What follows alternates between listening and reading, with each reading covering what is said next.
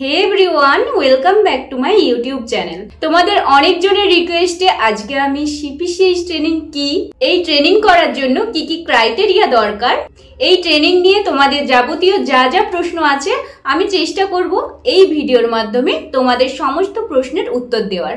তাই শেষ পর্যন্ত ভিডিওটি দেখো, আশা করি তোমরা তোমাদের সমস্ত প্রশ্নের উত্তর পেয়ে যাবে। প্রথমেই বলি সিপিসিএইচ ট্রেনিংটা কি। সিপিসিএইচ ট্রেনিং এর ফুল ফর্ম হলো certificate programme in community health. এবার বলি এই ট্রেনিংটা কারা কারা করতে পারবে, এটা সবার আগে জানা দরকার। যে কোনো জিএনএম কিংবা বিএসসি ক্যান্ডিডেট যদি WBNC রেজিস্ট্রেশন পেয়ে যায় তাহলে সে কিন্তু এই ট্রেনিংটা করার জন্য এলিজিবল হবে।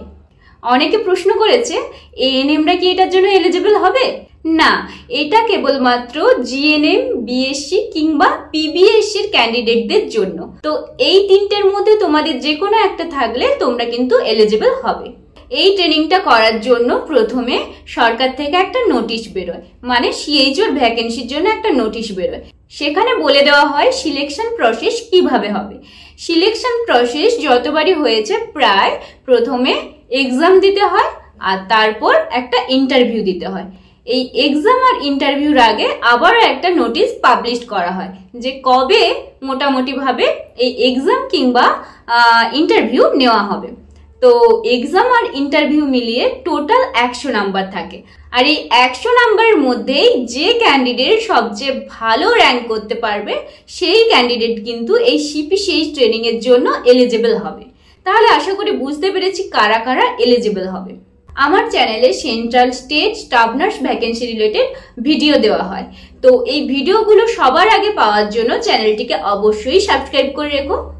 এই সিপিসিএইচ ট্রেনিংটা কেবলমাত্র গভর্নমেন্ট থেকেই করানো হয়। এই সিপিসিএইচ ট্রেনিং ডিস্ট্রিক্ট ওয়াইজ কোথায় হবে সেটা বলে দেওয়া হয়। ম্যাক্সিমাম টাইম এটা যে কোনো সরকারি নার্সিং ট্রেনিং কিংবা মেডিকেল কলেজ থেকে করানো হয়। তোমাদের মনে অনেকের প্রশ্ন থাকতে পারে যে এই সিপিসিএইচ ট্রেনিং এর মাধ্যমেই তো সিএইচও সিলেক্টেড হয়, তাহলে কি আমরা এটা প্রাইভেট থেকে করতে পারি? না, একেবারেই না।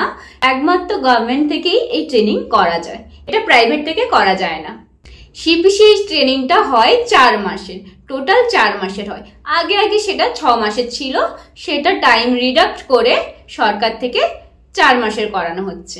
এই ট্রেনিং এর সময় ক্লাস নেন কিছু সিস্টার টিউটর আর কিছু ডক্টর।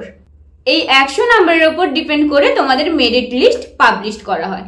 এবার যে যার যেমন নাম্বার থাকবে সেই অনুযায়ী কিন্তু সে সিপিসিএইচ ট্রেনিং এর জন্য চান্স পাবে। তোমরা সকলেই জানো স্বাস্থ্য ভবন থেকে যে কটা sub centre district wise vacancy আছে সেই রিলেটেড একটা নোটিশ পাবলিশ করা হয়েছিল। তার মানে বুঝতেই পারছো খুব জলদি একটা ভ্যাকেন্সি বেরোবে। সিএইচওর জন্য খুব শীঘ্রই ক্লাস শুরু করতে চলেছি।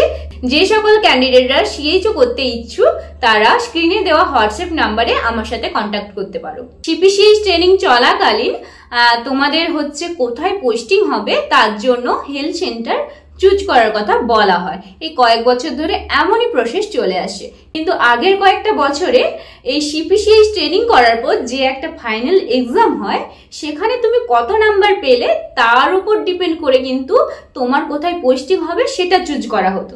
কিন্তু আগের বছর মেরিট লিস্ট বেরোনোর পর সিপিসিএইচ ট্রেনিং শুরু হয়ে যাওয়ার সাথে সাথেই কিন্তু তোমাদের ওই মেরিট লিস্ট ওয়াইজ কে কোথায় পোস্টিং পাবে সেটা বলে দেওয়া হয়েছিল।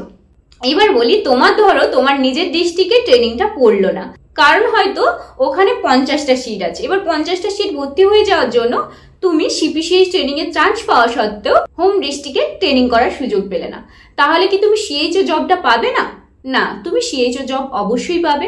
তুমি বাইরের ডিস্ট্রিক্ট থেকে এই ট্রেনিংটা কমপ্লিট করলেও যদি তোমার ডিস্ট্রিক্টে, ঠিক আছে, যদি তোমার হোম ডিস্ট্রিক্টে ভ্যাকেন্সি থাকে তাহলে ওই 50 জন চুজ করার পরে তুমি তোমার হোম ডিস্ট্রিক্টে ভ্যাকেন্সি ওয়াইজ HWC চুজ করতে পারবে।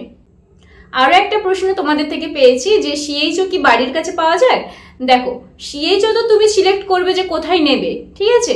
তুমি তোমার ডিস্ট্রিক্টের কোন ব্লক চুজ করবে, নিজের পছন্দ মতো বাড়ির কাছে যদি HWC সিলেক্ট করতে হয় তাহলে তোমাকে কিন্তু র্যাঙ্ক ভালো করতে হবে, কারণ যার যত র্যাঙ্ক ভালো থাকবে সে কিন্তু আগে সেন্টার চুজ করার চান্স পাবে।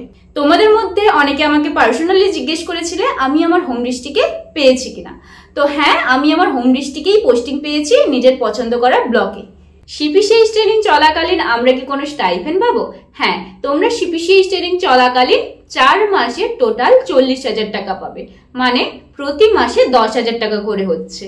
এই ট্রেনিং চলাকালীন তোমার ব্রেকফাস্ট, লাঞ্চ সমস্ত কিন্তু সরকার থেকে থাকবে।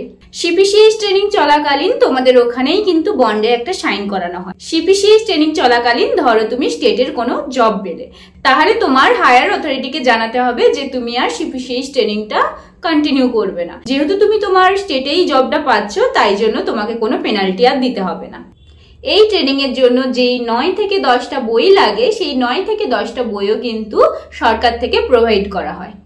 এই ট্রেনিং করানোর একটাই কারণ, তুমি পোস্টিং পাওয়ার পর যেহেতু সুস্বাস্থ্য কেন্দ্রের একজন ইনচার্জ হবে, সেহেতু তোমার একটা বিশাল বড় দায়িত্ব পালন করতে হবে।